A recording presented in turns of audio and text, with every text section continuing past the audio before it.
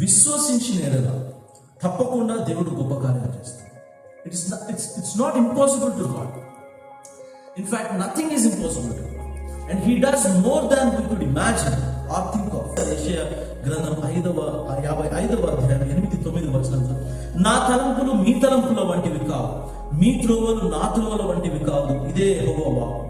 ఆకాశములు పైన ఎంత ఎత్తుగా ఉన్నావో, మీ మార్గముల కంటే నా మార్గములు, మీ తలంపుల కంటే నా తలంపులు అంత ఎత్తుగా ఉన్నాయి. God surprises us. Holy Spirit still surprises us. When we cannot expect, when we expect least, ఇది జరగదేమో అనే స్థితిలో ఉన్నప్పుడు కూడా దేవుడు ఆయన కార్యాలు చేస్తాడు. ప్రార్థన చేస్తాడు.